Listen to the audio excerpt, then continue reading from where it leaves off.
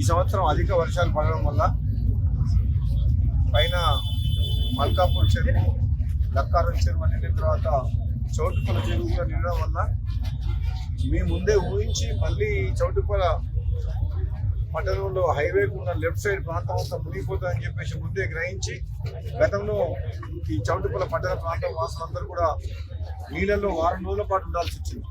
అది ముందే గ్రహించి మల్కాపూర్ దగ్గర మొత్తం వాటర్ని డైవర్ట్ చేయడం వల్ల ఈసారి ముప్పు తప్పింది. కానీ ఇప్పుడు ఈ రోజు ఏంటంటే కొత్తగా ఏంటంటే ఈ సర్వీస్ రోడ్ మీద పోయే నీళ్లు ఈ పక్కన నేషనల్ హైవే వాళ్ళు కట్టిన డ్రైన్ ఫుల్ అప్ అవడం వల్ల అవి బయటికి రావడం వల్ల ఈ బైపాస్ రోడ్ మీద నీళ్ళు వచ్చినాయి. అదేవిధంగా మనకు Choutupalli area municipality left side area ఉన్న రోడ్ల మీద కూడా నీళ్లు వచ్చినాయి, డ్రైనేజ్ కూడా ఆగిపోయింది. ఎందుకంటే ఇవన్నీ మొత్తం ఫుల్ అయిపోయినాయి కాబట్టి.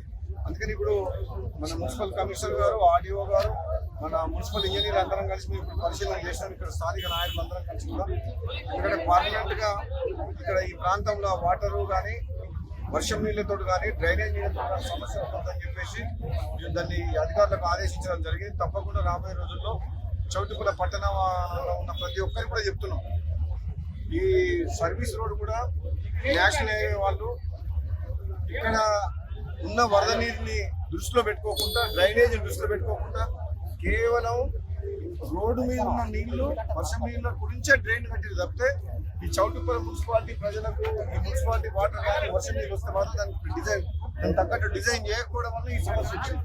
కాబట్టి ఇప్పుడు రాష్ట్ర ప్రభుత్వం తరఫున మున్సిపల్ అధికారులందరినీ కూడా ఆలోచించిన ముఖ్యంగా ఈ చౌటుపల్లి లెఫ్ట్ సైడ్ ఏరియా మొత్తం ప్రాంతంలో డ్రైనేజ్ వాటర్ అన్ని వర్షం నీళ్ళు కానీ రాబోయే రోజుల్లో ఎటువంటి ప్రజలకు ఇబ్బంది కాకుండా చర్యలు తీసుకోవాలని చెప్పి ఒక శాశ్వతమైన పరిష్కారం డిస్కస్ చేసి తప్పకుండా చౌటుపల్లి పట్టణ ప్రజలందరూ కూడా చెప్తున్నా రాబోయే రోజుల్లో ఎటువంటి సమస్య లేకుండా చేసే బాధ్యత మాది.